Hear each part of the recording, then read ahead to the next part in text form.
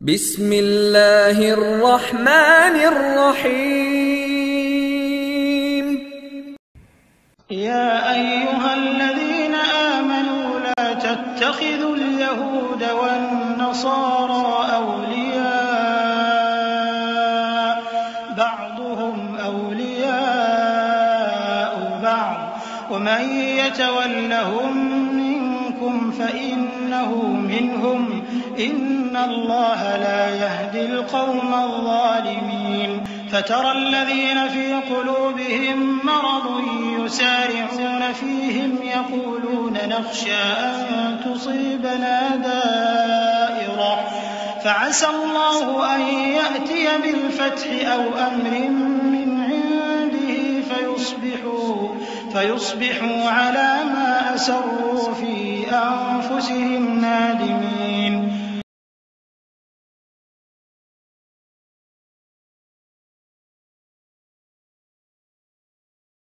The Haramain from the control of the Khalifa in Istanbul, but you have to put it in the control of those who will not themselves claim the Khilafah and will not allow anyone else to claim the Khilafah.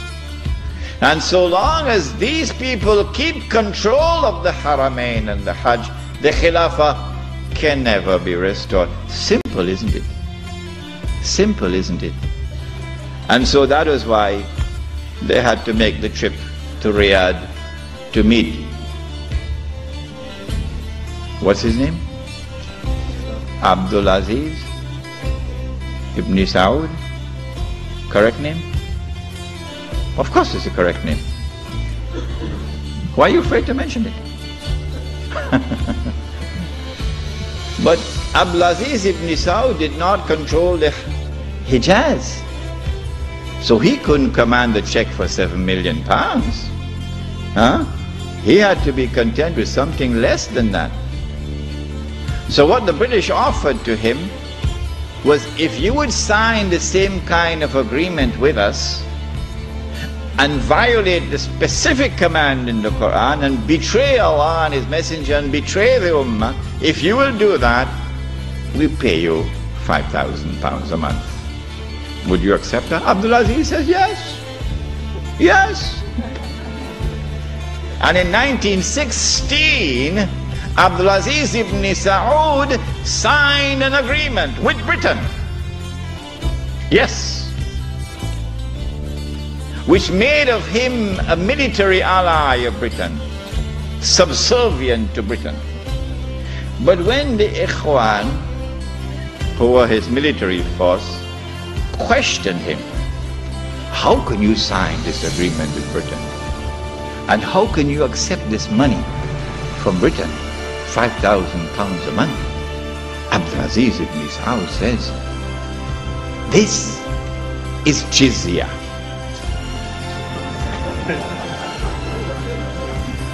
Jizya is what they pay to me because I control them. It was dust in their eyes and they swallowed it. And so Abdulaziz ibn Saud got away with it. Massive betrayal, and a very dangerous plan is now in place. As soon as the Khilafah is destroyed, that Abdulaziz ibn Saud will be given what is known as the green light, something that Saddam Hussein knows about, the green light. And then he will attack and take control of the Haramain. And when once he does that, he won't make the mistake of ever claiming the Khilafah for himself. And he will never allow anyone else to claim the Khilafah, because no one else can take the control of the Hijaz and the Haramain from them, because they are supported by Britain. And so goodbye to the Khilafah. It's gone. It can never be restored. Never, never, never be restored. So long as Britain and the United States of America underwrite the security of the Saudi state, you can never, never, never restore the Khilafah. By 1919, the Ottoman Empire was in shambles, falling apart. And a British army under General Allenby, with many Arabs and Punjabi Muslims fighting faithfully under his control, attacked the Turkish garrison which was defending Jerusalem, defeated it, and liberated the Holy Land. This was a joyous day for the Jews, because now the countdown is really moving forward and the golden age is coming back.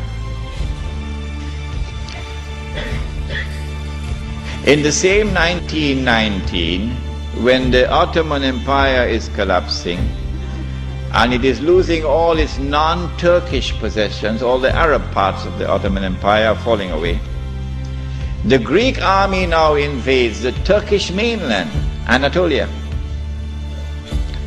And the Turkish people now have a tremendous fright in their hearts, because the Greeks hate them with a PhD in hatred. So Britain now has to create a Turkish general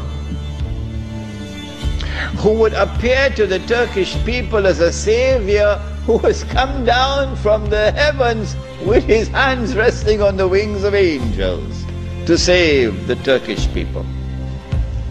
And so at a place called Gallipoli, a man named Mustafa Kemal inflicts a defeat on the ruling state in the world, Britain, and immediately climbs the ladder to become the hero of all heroes in Turkish history.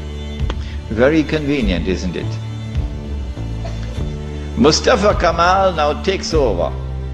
He is in fact de facto ruler over the Ottoman Empire, and the Khalifa is just a piece of furniture.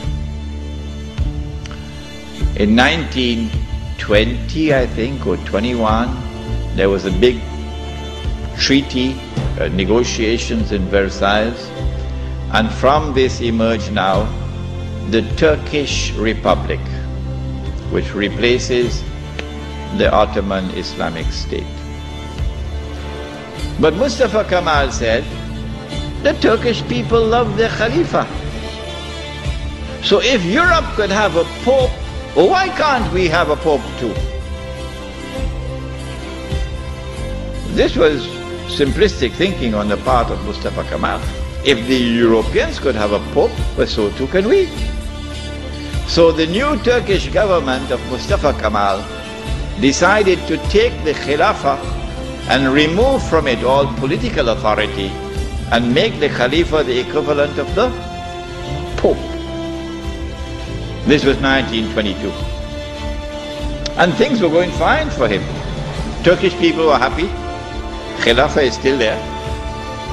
And the leadership of the revolution in Turkey were very happy because we have a secular state now, modeled after the European state. But in 1924, on the 3rd of March, suddenly Britain demanded, of course, this is a secret, they wouldn't reveal it. Britain demanded of Mustafa Kemal that he must abolish the Khilafah. The demand came from Britain. And on the 3rd of March 1924, the Turkish Republic abolished the Khilafah. The question we have to ask is, why did they do it when there was no need to do it? Nothing. It represented no threat whatsoever to the secular Turkish Republic. The answer for the abolition of the Khilafah on the 3rd of March 1924 is located in a place called India. But even the Indian scholars of Islam are not aware of it. Even they are not aware of it. When the attack on the Khilafah was taking place in the 1916, 17, 18 period, then Indian ulama, at that time the Indian Muslim community was one of the most influential Muslim communities in the world. And the Indian Muslim community was led by leaders who knew Islam and lived Islam.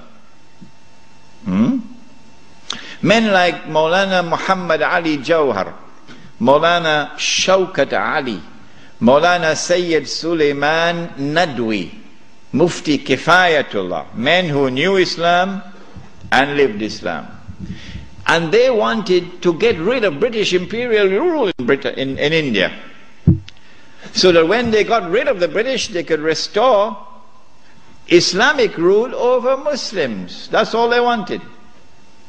Get rid of the British and restore Islamic rule over Muslims.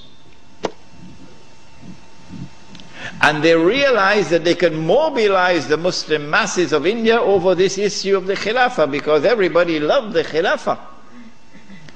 And so they established a movement which they call the Khilafat movement, Harakatul Khilafah, the Khilafat movement. When they established the Khilafat movement and it began to mobilize the Muslim masses, the body which was sleeping is now waking up for revolutionary struggle to preserve the Khilafah in Istanbul.